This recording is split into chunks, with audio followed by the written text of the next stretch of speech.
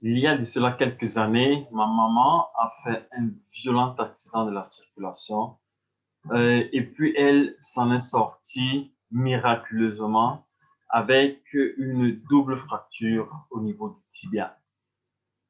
Il y a de cela quelques mois encore, l'une des amies de ma maman est décédée à cause d'un coma diabétique parce qu'elle est entrée dans un coma dû à sa maladie qui était le diabète.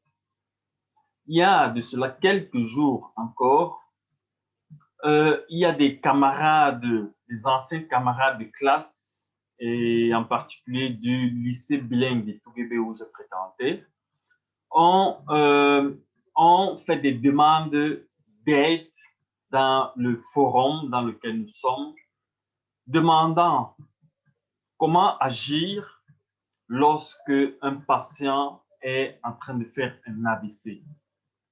L'autre également a demandé comment agir lorsque un corps étranger entre dans les narines d'un enfant.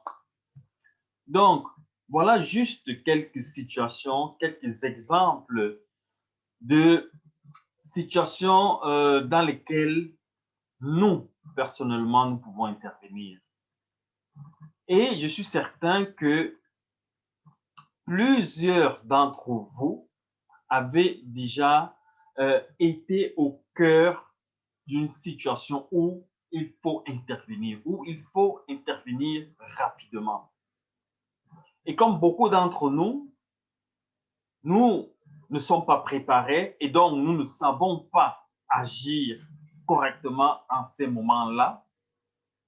Non seulement nous ne savons pas agir, mais nous ne savons pas qui appeler en ce moment-là. Et ça, c'est un véritable problème. Un véritable problème parce que l'action immédiate, notre intervention immédiate en ce moment, à ces moments précis-là, dépend strictement, notre intervention est strictement liée à la survie du patient, à la survie de notre proche qui est en train de subir, qui est victime d'un accident de circulation, d'un accident domestique, etc., etc. Et donc, les raisons pour lesquelles nous n'intervenons pas sont multiples. Et les facteurs donc euh, qui jouent, qui ont un impact important sur la survie de nos proches accidentés, victimes d'un accident, sont nombreux également.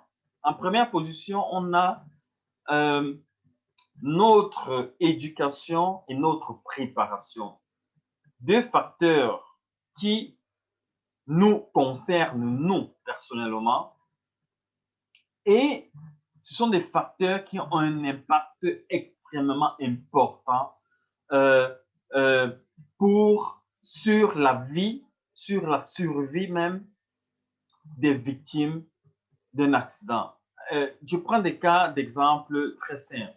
En cas d'étouffement, par exemple, en cas d'AVC, en cas d'arrêt cardiaque, en cas de brûlure, en cas, que dis-je, en cas d'étouffement, je l'ai déjà dit, et ainsi pour plusieurs cas pareils d'accidents domestiques ou de circulation, notre intervention est directement liée à la survie du patient parce que ce sont des interventions qui doivent être immédiates et bien faites pour limiter les conséquences de cet accident sur le patient. Et très souvent, nous ne savons pas quoi faire. Très souvent, nous ne savons même pas qui agir. Le second facteur important qui a un impact très important sur la survie du patient victime ou bien de notre proche victime d'un accident, c'est l'environnement. Notre environnement influence immensément, on va le dire. Parce que notre environnement, nous sommes dans un environnement où on a difficilement accès à un moyen de locomotion rapide en cas d'urgence. Nous avons des infrastructures routières qui ne sont pas toujours adaptées à permettre un flux rapide de moyens de transport. Troisième chose, les infrastructures hospitalières. Alors, les infrastructures hospitalières, très souvent, ne sont pas ne sont pas équipées de façon adéquate pour certaines interventions. Ce qui fait que parfois, il y a des patients qui partent d'hôpitaux en hôpitaux, perdant du temps, jusqu'à arriver finalement à l'hôpital qui a tous les instruments pour intervenir, mais seulement il est trop tard parce qu'on a perdu trop de temps en partant d'hôpital à hôpital pour chercher, pour regarder si on pouvait intervenir par rapport à cette situation-là.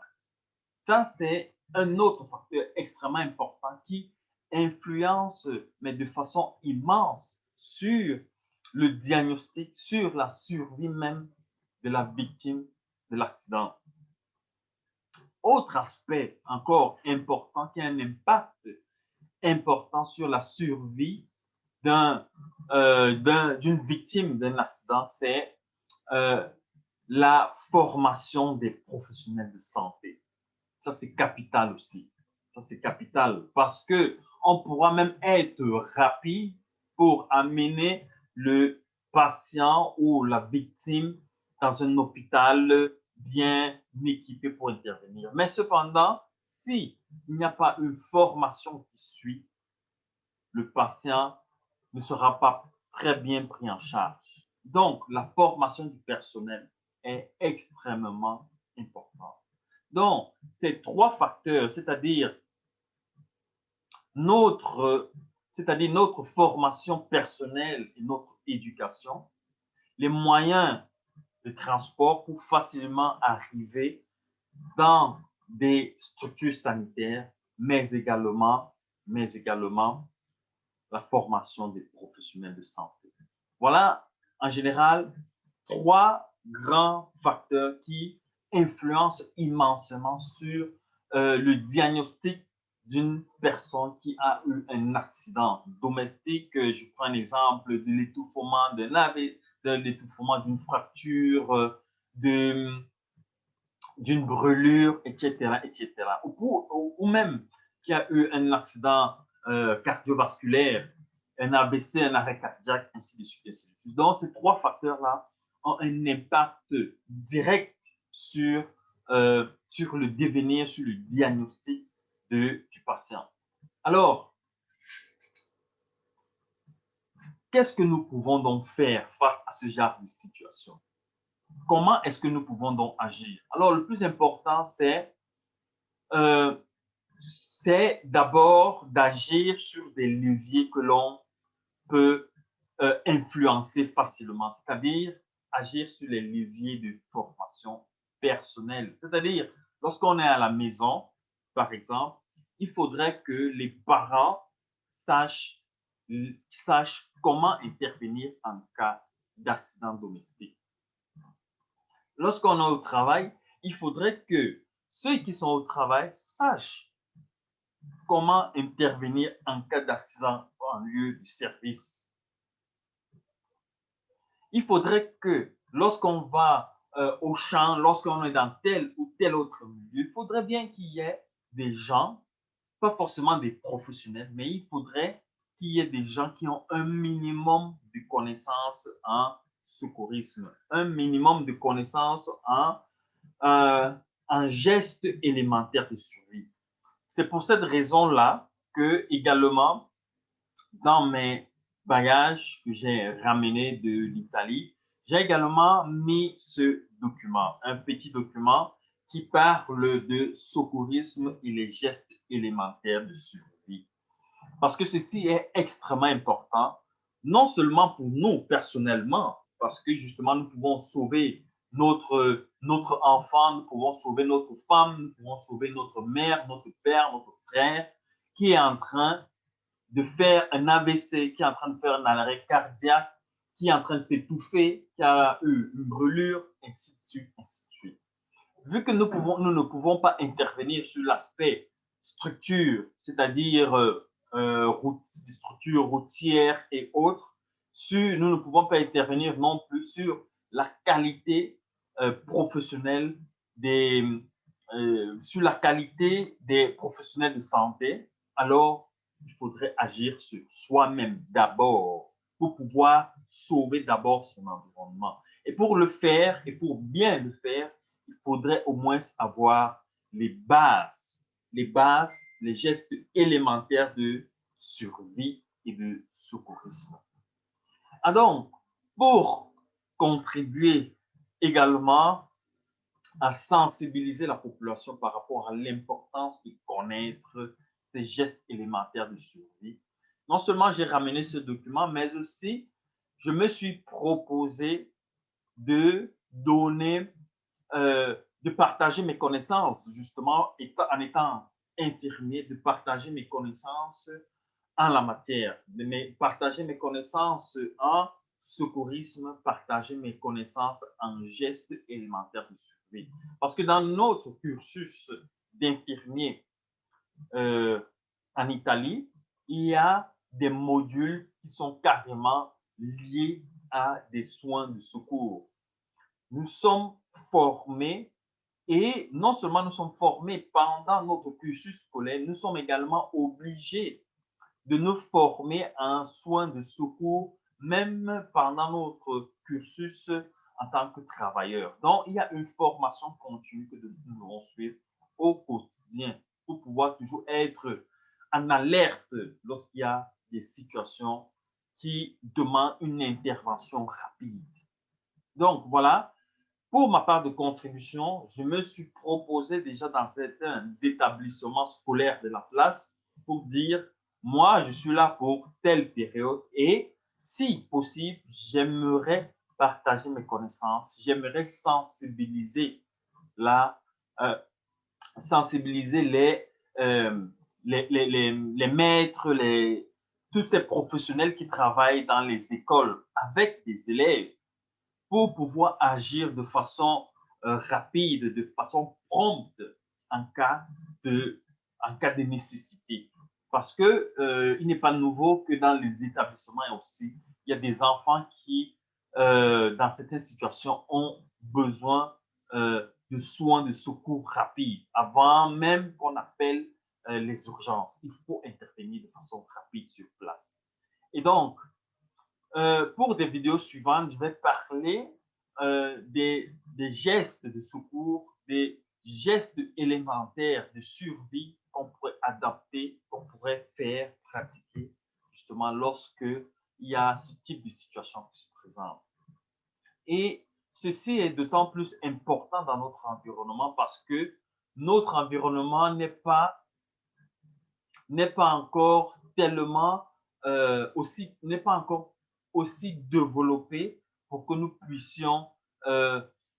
puissions suivre un parcours vraiment rapide de l'accidenté ou du victime ou bien du victime d'un accident. Comme ça a été par exemple le cas de ma maman où elle a eu un accident de circulation, on a perdu extrêmement de temps pour l'amener à l'hôpital. À l'hôpital, on a encore perdu extrêmement de temps pour la prendre en charge. Et miraculeusement, et Dieu merci, on remercie encore le Dieu parce qu'elle n'a pas eu de conséquences gravissimes. Oui, elle est sortie avec une double fracture tibia, mais elle, elle aurait pu avoir pire comme conséquence. Donc, moi, je suis actuellement au Cameroun et également, j'ai proposé de partager mes connaissances. Donc, pour des vidéos suivantes, je partagerai non seulement le matériel médical, mais aussi ce type d'éducation qui permet vraiment de sensibiliser la population sur les risques, sur les gestes qu'on pourrait vraiment mettre en action pour sauver des vies, pour gagner en temps. Et le temps est précieux lorsqu'il s'agit, n'est-ce pas, de certaines situations telles que des situations d'AVC, des situations d'arrêt cardiaque, des situations d'étouffement, ainsi de suite, ainsi de suite. Donc, pour la prochaine vidéo, je parlerai également des gestes importants à savoir pour pouvoir sauver des vies, pour pouvoir sauver nos proches, mais aussi pour pouvoir sauver des vies en général, que ce soit nos proches ou alors nos voisins, ainsi de suite. Donc, rendez-vous pour une prochaine vidéo où nous parlerons des gestes de survie à mettre en action pour sauver des vies.